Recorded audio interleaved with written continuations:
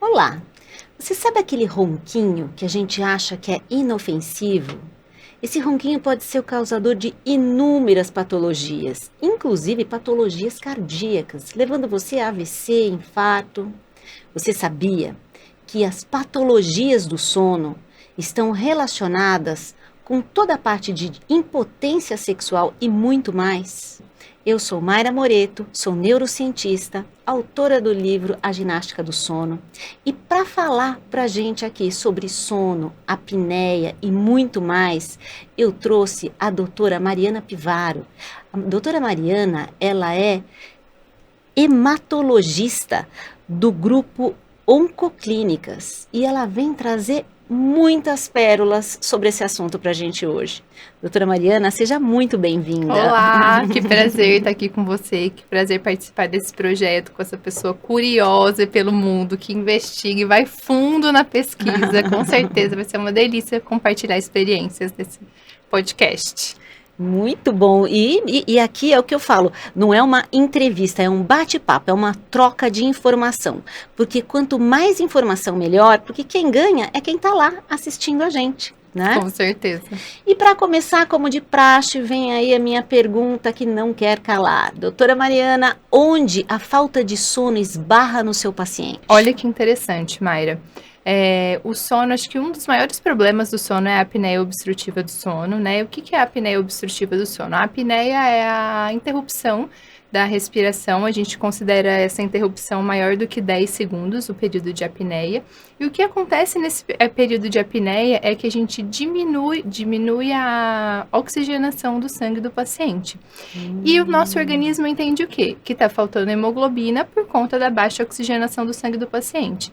E aí, o rim é ativado a produzir um hormônio que se chama eritropoetina, que vai lá na fábrica do sangue aumentar a produção da hemoglobina. Mas isso é um mecanismo errôneo, né? Porque o problema não é a falta de hemoglobina, e sim a falta de oxigênio. Então, se a gente não consegue identificar a causa dessa hemoglobina aumentada, a gente acaba por tratar erroneamente esse paciente, porque o problema dele não é a hemoglobina aumentada. Então, algumas vezes, esse paciente acaba passando por processos como sangria, flebotomia, de forma desnecessária e muitas das vezes até prejudicial, né? Porque é um mecanismo compensatório por essa hipóxia e a gente pode ainda piorar essa hipóxia e a oxigenação de órgãos primordiais como o cérebro e o coração.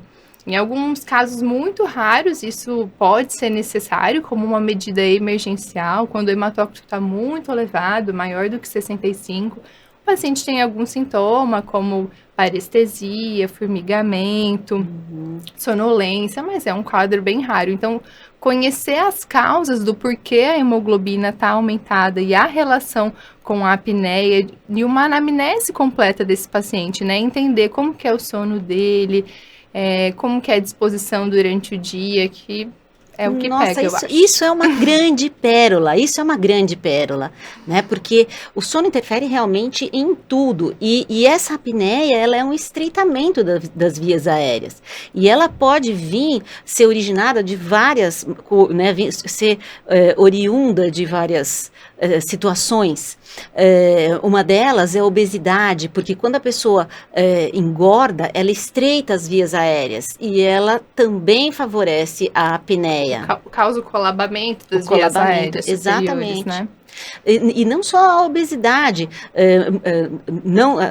não tão patológico quanto, mas a própria obstrução nasal, né? As pessoas que têm essa coisa de obstrução nasal crônica, elas têm uma apneia que vai ter consequências no organismo, vai alterar toda essa parte hematológica dessa pessoa, e isso a longo prazo, ela vai trazer diabetes, ela vai trazer problemas cardíacos. Sim, está muito relacionada a diabetes, doença renal crônica, doença coronariana, insuficiência cardíaca, tem muita relação, hipertensão arterial pulmonar com a apneia obstrutiva do sono, né? E hoje, 60% da população tem apneia obstrutiva do sono. Principalmente foi feito um estudo em São Paulo, né, que é uma grande capital, e muita gente tem apneia do sono, só que a pessoa não sabe que tem apneia. Aí vem a minha primeira pérola. Como eu desconfio que eu tenho uma apneia do sono? quando a gente, essa pessoa que ela não faz todas as fases do sono por conta da apneia, ela vai roncar. Então, ela vai roncar. Então, eu vou ter um companheiro que dorme comigo que me avisa, você está roncando. A gente não acredita. Você fala, imagina, eu roncando? De jeito nenhum. Pode acreditar no seu companheiro, você está roncando, porque ele acorda quando isso acontece. Fora isso, a pessoa que tem essa obstrução, né, e essa alteração nessas fases de sono, ela dorme em qualquer lugar. Então, você pergunta para ela, você tem problema com sono? Ela falou, de jeito nenhum. Onde eu encosto, eu durmo. Eu durmo no cinema, eu durmo na reunião. Então, assim, dormir em qualquer lugar não é sinal de que você dorme bem. Pelo contrário. Mari, e olha que interessante. Isso pode vir até de uma forma insidiosa. Então, como a doença vem de uma forma insidiosa, crônica, muitas das vezes é até difícil para a pessoa perceber isso, porque ela é aquela coisa, sabe, foi ficando. E quando a gente olha a incidência aumenta muito nos pacientes idosos. Então, meio que às vezes eles associam ao normal, ao envelhecimento, o que não é. Não é. Né? Então, porque o que acontece? Quando você fica privado de sono, você tem consequências no dia seguinte. Mas você acha que você se acostuma com aquela situação. Exato. Então, você se acostuma a ficar mais lento, o cérebro não funcionar mais, a você ficar cansado. E aí você acha que aquele é o seu normal. Não é o normal em nenhuma idade. O normal é você dormir e acordar descansado. Se você tem cansaço, sonolência no meio do dia, aí é hora de procurar um médico, é hora de procurar uma ajuda profissional. E principalmente se você percebe algumas horas do dia com incidência maior, se você percebe que você pescou na direção, tem gente que fechou o farol, ele apaga. Apagou no carro, é hora de procurar alguma coisa em relação ao seu sono não está eficiente. Acho né? que principalmente nas atividades de monotonia, né? No trânsito, assistindo TV, televisão, leitura, são os principais pontos. Você sabe que no livro eu tenho um questionário para você responder, para você entender qual a sua relação com essas situações monótonas e o seu estado de alerta, né? Porque o nosso estado de alerta, ele varia, né? Você está presente, mas quanto alerta você está agora? É totalmente diferente do que eu estou acordado, né? E o grau de alerta que eu estou nesse momento da minha vida. Então, esse é a nossa primeira pérola, né? Quando eu desconfio que eu preciso procurar um médico. Sim. Agora eu quero a pérola da hemato. Que exames existem hoje para você identificar? A polissonografia ainda é ouro em matéria de exame clínico? Vamos falar disso. Sabe que eu queria fazer um adendo do que a gente estava falando? Uma coisa que a gente sempre tem que perguntar para o paciente, que às vezes é um outro confundidor, é sobre o consumo de cafeína, de outras substâncias que às vezes eles fazem esse mecanismo também compensatório por conta dessa sonolência, e às vezes pode ser um fator confundidor durante a anamnese. E você acredita que 10 a 30% dos pacientes têm dor de cabeça também, principalmente uma dor de cabeça matinal, aquela dor de cabeça frontal, que acontece por conta de uma hipercapnia, o aumento do CO2 na circulação por conta dos períodos de hipóxia durante a noite, que causa uma vasodilatação e uma hipertensão intracraniana no período ali, logo depois, horas depois de acordar. Então, assim, são outros pontos que eu acho bem interessante a gente observar, e fatores confundidores que às vezes... diagnóstico. Exatamente, que às vezes são armadilhas, né? Mas agora eu vou dar um exemplo aqui que vai ficar fácil de quem está em casa identificar uma apneia do sono. É aquela pessoa que está roncando alto, de repente ela para. Aí você fala, ai, graças a Deus, parou. Dá 10 segundos, às vezes 20 segundos, ela volta com toda a força total. Então, assim, é bem característico, bem característico. E geralmente essa pessoa, ela é mais obesa, ele tem uma incidência maior em homens, que começa ali com 6 anos de idade, você já começa a diferenciar os problemas de sono de homens em relação aos das mulheres, né? Então, o homem passa a vida inteira dele com maior propensão à apneia do sono, porque ele tem uma circunferência abdominal maior, ele tem a circunferência do pescoço maior também, que isso estreita as vias aéreas, mas quando chega lá na menopausa, os nossos hormônios despencam e tudo aquilo que protegia a gente de ter uma apneia do sono, agora não protege mais, e aí é muito comum as mulheres entrarem aí é muito comum as mulheres desenvolverem a apneia do sono, né? Então, agora quando o seu companheiro falar para você, amorzinho, você está roncando, acredita nele.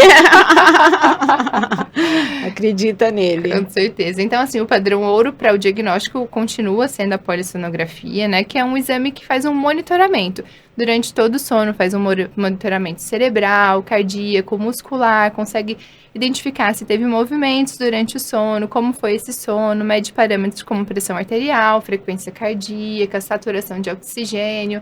Um espetáculo. E a gente consegue ter toda uma visão. Assim, antes esse exame era necessariamente feito, né, hospitalar ou em clínicas. Hoje a gente tem uma comodidade que a gente consegue fazer esse exame a nível domiciliar, acho que muito mais confortável e cômodo para o paciente. É mais cômodo, mas quando ele é feito no laboratório, na clínica, a precisão é muito maior. Então, assim, se você não tem uma suspeita de algo mais, tudo bem fazer em casa, mas se você quiser um exame bem fidedigno mesmo, tem que ser feito. E até, inclusive, algumas situações são preconizadas que a gente faça na clínica ou no regime hospitalar, né?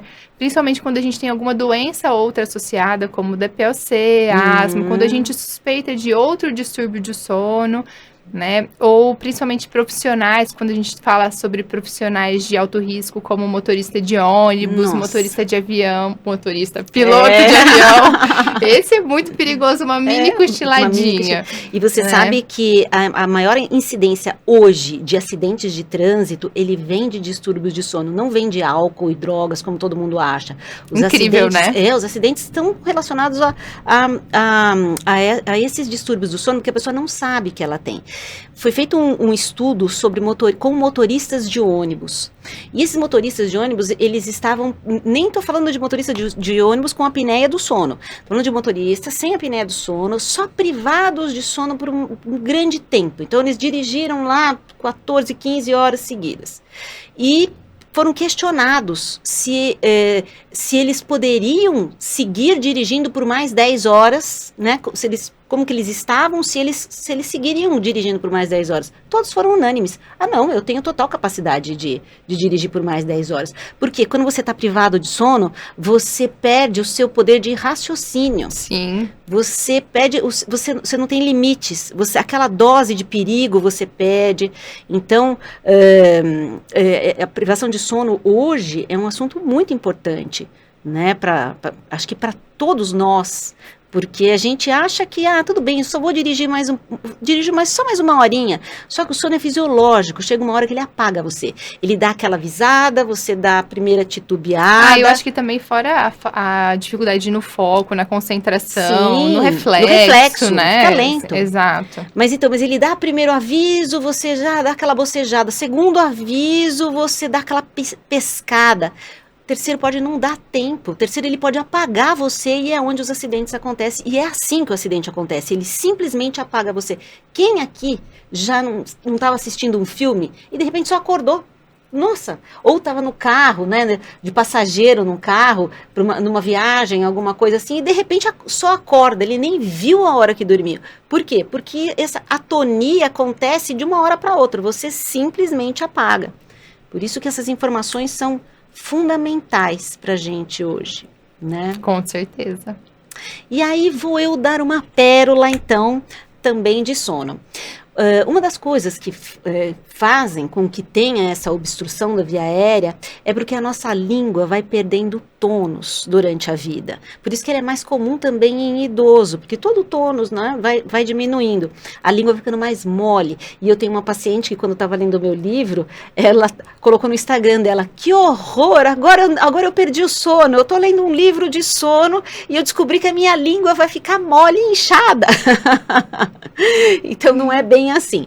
Mas a dica que eu daria, né, a primeira pérola aí, uma pérola, é para a gente usar a nossa língua mais do que o normal. Então, quando a gente está se alimentando, a gente não limpa os dentes com a língua.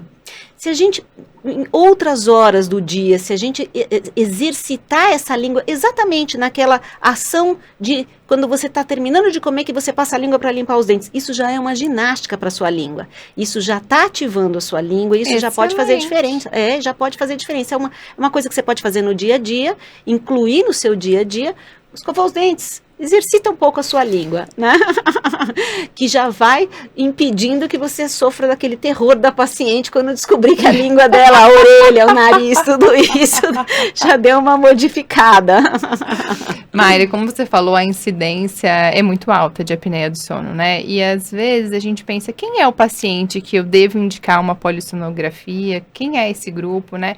A gente tem hoje uma classificação que se chama Stop Bang. Ele consegue estratificar meu paciente em baixo, intermediário e alto risco de ter uma apneia do sono. E aí, com esses dados, eu penso se eu devo indicar ou não uma polissonografia, uma investigação um pouco mais ampliada, tá? E esse Stop Bang, ele, como o próprio nome diz, é uma sigla, né? E ele é de S, em inglês, né? De ronco. T de cansaço, fadiga durante o dia. O de se alguém já observou você ali durante o sono, se você teve períodos de apneia. P de hipertensão. Quando a gente pensa no Bang, a gente vai para o B em inglês do IMC, maior do que 35. O A de idade, maior do que 50 anos. O N de circunferência do pescoço, exatamente, maior do que 40.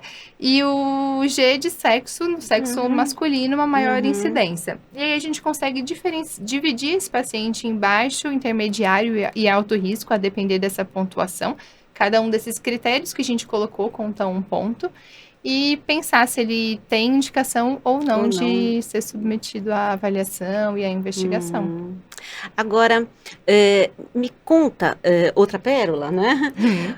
O tratamento para a apneia do sono hoje. Acho que a primeira coisa que a gente precisa pensar são as modificações dos nossos hábitos de vida, né? Pensando aí nos fatores de risco que a gente tem, obesidade, então atividade física, diminuir aí o IMC, a circunferência abdominal, atividade física.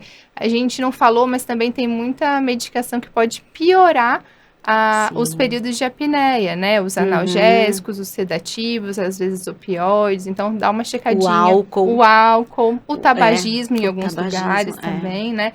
Então, acho que dá uma olhadinha na história do paciente se a gente consegue modificar algum desses fatores modificáveis e fatores de risco de piora, né? E aí, dependendo da classificação, o tratamento é um tratamento crônico com o CPAP ou BIPAP, em que a gente vai oferecer uma pressão positiva contínua na via aérea do paciente. Por quê? Se o problema é o colabamento das vias aéreas, com esse aparelho eu vou conseguir manter a via aérea aberta. Fabuloso. E manter a oxigenação do nosso paciente, que é o mais importante, né? E você sabe que as pessoas têm resistência também, né, ao CPAP. Eles têm uma resistência porque é um aparelho, porque eu vou ter que ir lá. E acho que uma coisa crônica também, né? Pensar assim que acho que isso que deve ser bem enrustido, que é o uso contínuo, o seu amigo. Mas quando o paciente dorme uma noite com CPAP, a cara dele, quando ele acorda... Faz total diferença, né? É uma cara de felicidade que eu acho que o cara ganhou na loteria, entendeu? Então, assim, tem que ir, tem que experimentar. E até quando... eu tive uma professora uma vez que ela contava que quando ela chegava para o paciente e falava assim, olha, o senhor tem que usar o CPAP. Ele, não, mas quanto é? Não vou, não. Mas isso, se o senhor não tratar, com o tempo, o senhor vai ter infarto. Isso tem relação direta com infarto. Não, mas tudo bem. O senhor pode ter arritmia, o senhor pode ter problema de diabetes, o senhor pode ter um AVC. Não, tudo bem. O senhor pode ficar impotente. Porque aí ele fala, peraí, quanto é mesmo? Onde eu assino? Porque realmente acontece isso. Quando você tem apneia, você acorda a noite inteira e você tem a produção de testosterona lá durante o sono. Então, quem tem apneia do sono tem problema com testosterona e com outros hormônios e que podem estar relacionados aí a distúrbios sexuais. Então, assim, não pode ter apneia do sono, porque uma das coisas que ela faz é agravar uma patologia existente que você já tenha. Então, ela pode matar você, mas não por ela. Se você tiver um problema cardíaco, você tem a apneia do sono, você vai acelerar, você vai pôr o pé no acelerador do teu problema cardíaco. Exato. Então, ela é um assunto sério, é um assunto muito sério. E hoje, as pessoas mais longevas são aquelas que estudam o sono, porque elas entendem a importância do sono na vida delas e elas entendem como manejar o sono, né? Porque o sono é você que maneja ele. Quando a gente veio lá da pré-história, né, na época das cavernas, escurecia, dormia, clareava, acordou. Agora não, agora você tem compromisso às 5 da manhã e tá de noite ainda. Mas o que o teu cérebro tem a ver com isso? Sim. Então, mas se o seu cérebro é obrigado a acordar, porque você tem que jogar tênis de manhã, então você é obrigado a saber, a lidar com o teu sono, para você colocar o teu despertador lá né, mais cedo, para dormir, não para acordar, para você usar o despertador à noite, para você regular quanto tempo você precisa de sono, para amanhã você estar desperto, na hora que você tem compromisso e você fez todas as suas fases do sono, garantiu sua testosterona, a oxigenação das células e vai estar pleno para começar o seu dia. Com certeza. Que delícia conversar com você, Mariana. E eu queria que você deixasse uma mensagem para a gente aqui. Olha, uma mensagem, que difícil, né? Eu acho que eu vou contar um pouco da minha experiência com o sono e como é engraçado descobrir isso, né? E descobrir como a gente funciona, eu acho. Eu acho que eu já te contei isso. Eu sempre fui uma pessoa muito diurna, assim. E eu sempre fiz piano durante toda a minha vida. Na escola, estudava de manhã e ia pro piano à tarde. E meu pleno funcionamento é pela manhã. Quando eu fui em uma única aula à tarde, a professora falou assim, uma única aula de manhã, a professora falou, Mariana, você parece outra pessoa de manhã. E assim, como é a gente perceber o nosso funcionamento, assim, né? Como é importante a gente perceber qual é o nosso horário precioso, como a gente funciona, até para adaptar a nossa rotina, né? Porque realmente você vai estar com o seu cérebro em potência máxima nessa hora. Mas assim, não adianta chamar você como matutina, então de manhã, onde você rende, onde você... uma reunião, você vai estar plena ali, com o teu funcionamento total para você resolver qualquer questão. Mas agora, se eu falar para você, Mariana, vamos 11 horas da noite fazer uma reunião, o que acontece? Mariana estará imprestável. E realmente, por quê? Porque é fisiológico. Exato. É fisiológico. Então, assim, a gente se conhecer é a primeira primícia para a gente ter saúde, né? É a primeira primícia. Agora, manda uma pérola da Mariana em relação ao sono. Olha, a Mariana fez uma descoberta que mudou a vida dela.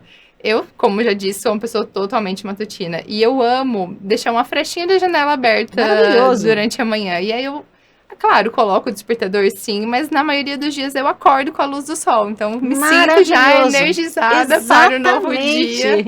Que legal. E sinceramente, na minha experiência pessoal, gostei muito dessa... Maravilhoso, Então, para quem é matutino, isso é um prato cheio. Essa dica é pérola. Para quem é matutino, ele vai começar o dia dele a todo vapor.